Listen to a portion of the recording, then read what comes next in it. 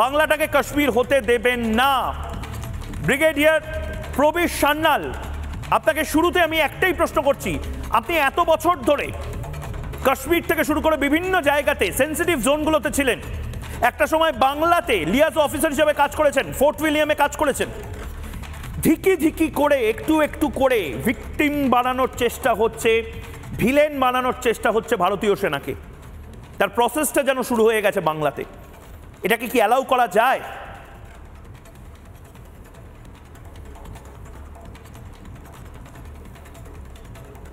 Brigadier Sanyal, আমাদের একটা জিনিস ভাবতে হবে,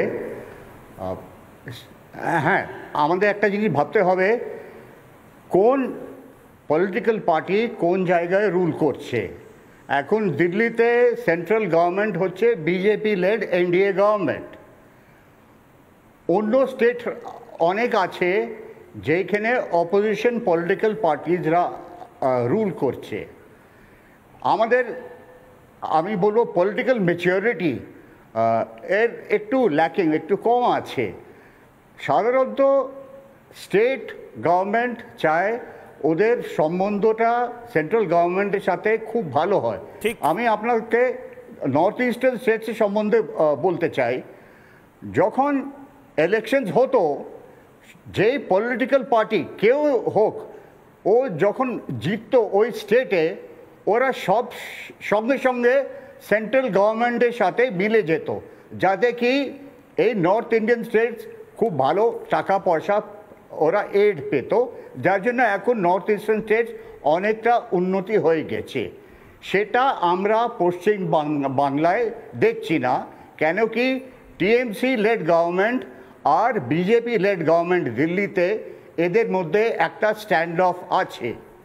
তো যখন একটা পলিটিক্যাল স্ট্যান্ড অফ আছে, তাতে অনেক অঘটন ঘটতে পারে।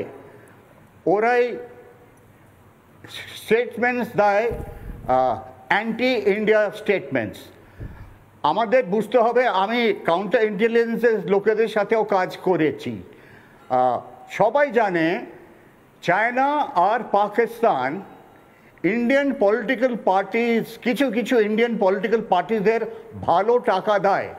আর এটাও আপনি নোটিস করেছেন, যখন চায়না আর পাকিস্তানের যে রিপ্রেজেন্টেটিভস যখন ইন্ডিয়ান লেড একটা ইনফরমেশন কিংবা স্টেটমেন্ট দিচ্ছে, সেই রকমই স্টেটমেন্ট আমাদের অনেক পলিটিক্যাল পার্টিস ইন্ডিয়াতে দিচ্ছে।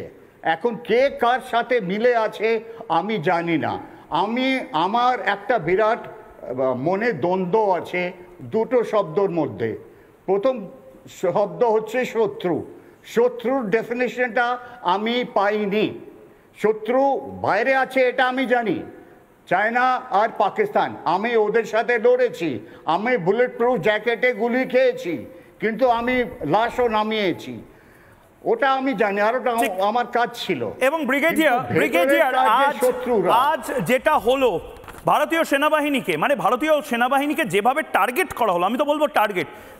নানা ধরনের কন্টেন্ট দেখার জন্য লাইক করুন, শেয়ার করুন আমাদের ফেসবুক পেজ, সাবস্ক্রাইব করুন আমাদের ইউটিউব চ্যানেল।